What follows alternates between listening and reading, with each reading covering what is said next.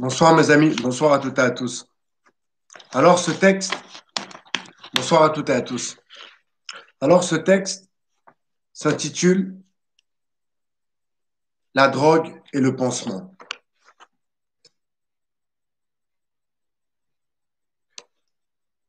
J'y pense, je crois que je sais, je suis un homme malade. Malade dû à son passif, malade dû à son passé. Alors je pense et j'y pense. Alors je me pince car je sais que je suis dans le vrai. Je le sens. Pourquoi? Parce que je le vis. Le pansement, panser les plaies avec mon passif, une opération qui n'est pas si facile à vrai dire. Penser mon passif, une opération sur laquelle je travaille. Je n'y pense plus. Je suis dans l'opération. Je pose du chrome comme sur Mercure. Je vore comme sur Mercure. Je vole, je plane, ça tourne sur Saturne. Je dois penser et faire avec mes pensées. Non, je ne suis pas suicidaire. Pourtant, j'aurais toutes les raisons de l'être, mais je ne le suis pas.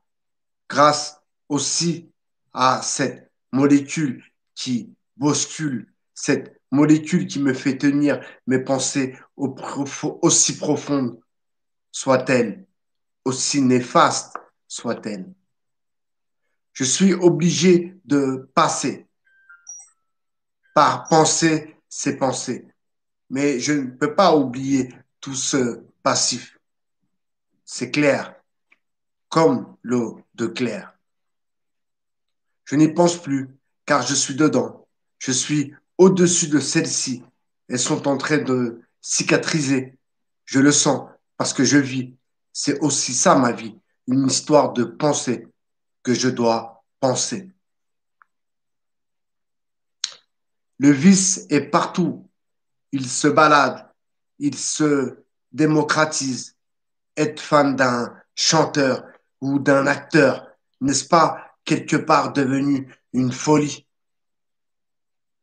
Être adepte de ces émissions de télévision poubelle, n'est-ce pas aussi une pathologie numérique comme celle des accros aux réseaux sociaux? La folie est partout. Elle se cache, elle se terre. Et quand je la débusque, on dit de moi que je suis quelqu'un qui est toujours dans la critique, alors que ma critique essaye toujours d'être constructive. Je ne suis pas dans la critique facile et inutile, la critique profondément méchante.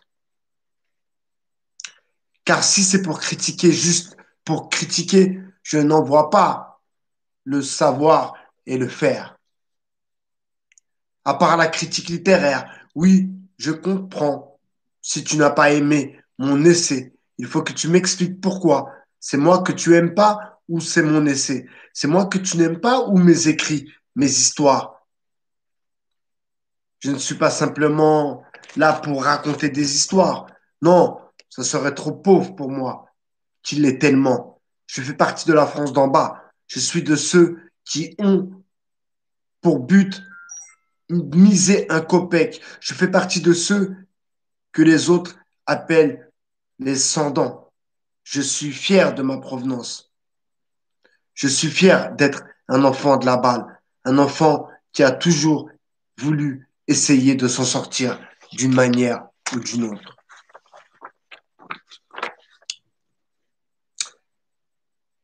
Mais j'ai toujours eu l'ambition de m'exprimer, de crier au monde que j'existais. Je suis là, je vous vois, mais vous ne me voyez pas. C'est pas grave, je composerai tout de même ces tableaux. J'arriverai à tirer mon épingle dans le jeu. Pour le moment, je pense. Je pense mes pensées. Avant, j'y pensais à penser ces pensées, mais j'étais dépassé par ce refuge dans l'artifice. J'ai grimpé des sommets, redescendu, tombé, roulé. bouler. À présent, je vais chambouler le milieu littéraire. Et avec ces pensées, je vais aussi penser à ceux qui pensent comme moi. Il y a la nouvelle génération qui va arriver. Il y a tous ces jeunes écrivains qui sont dans le tapis, dans l'ombre. Je ne suis pas un descendant des Lumières, je suis de la pénombre. Pour le moment, je suis encore l'ombre de moi-même. C'est l'autre. L'autre, c'est moi, c'est pas lui. Et je vous dirai plus si vous suivez avec mes pensées. Non, je ne vais pas y arriver. Je vais y arriver à nuance et dans le temps. Parfois, le temps est dans le verbe ou dans la nature de la pensée. Je pense, donc je suis. Ernest Hemingway, l'important pour un écrivain, c'est qu'il se dise écrivain. Et avec ce petit chapitre écrit à la va-vite, je pense que vous pensez que je le suis. Je ne peux pas penser que je vais devenir avec ce genre de pensée. J'ai toujours cru en ce que je faisais. J'ai toujours su qu'un jour j'allais y arriver. Petit, avec mes frères et sœurs, on jouait au baccalauréat. Lettres, pays, ville, choses. On devait penser vite, mais penser bien, car on comptait les points.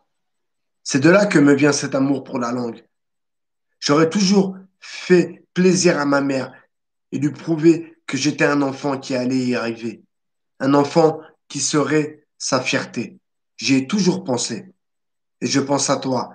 Tu es toujours à mes côtés, dans mes pensées. Elle est partie jeune quand j'y pense. Elle m'a laissé petit.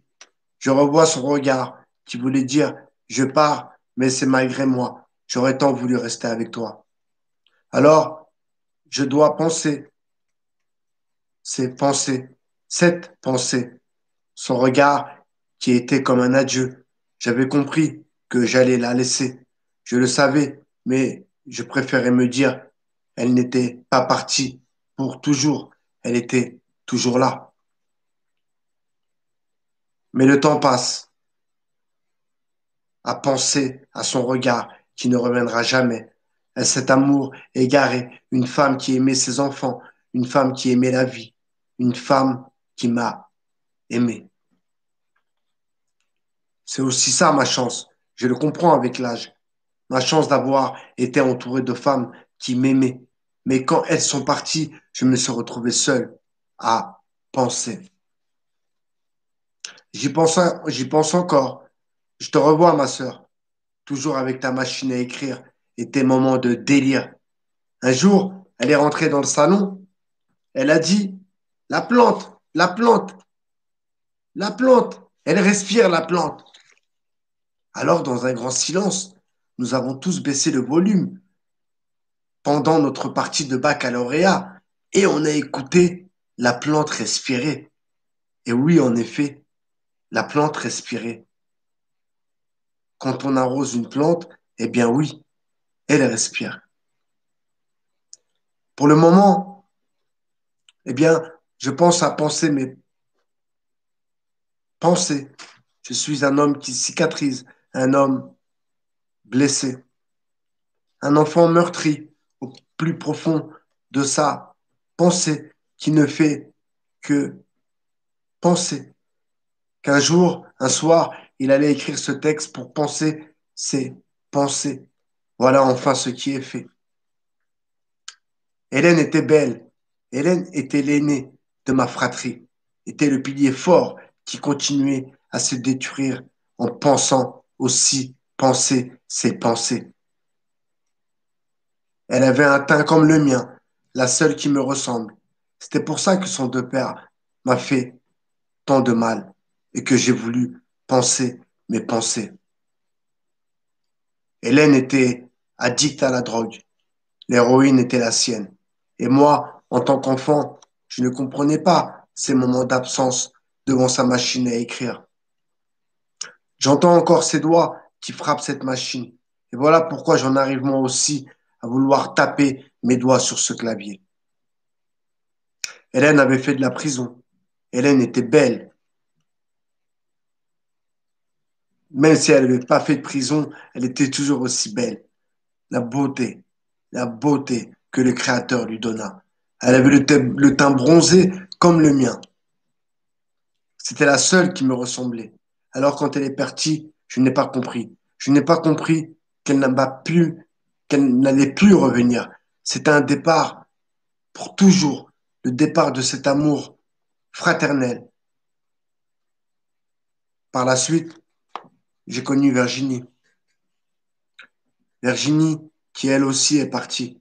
Quand j'y pense, je dois encore penser mes pensées. Virginie était belle. Elle avait le teint bronzé, comme le mien. Elle ressemblait à Hélène. C'est fou comment on peut faire un transfert sans s'en rendre compte. C'est l'amour qui parle. C'est aussi la manière de penser ses pensées.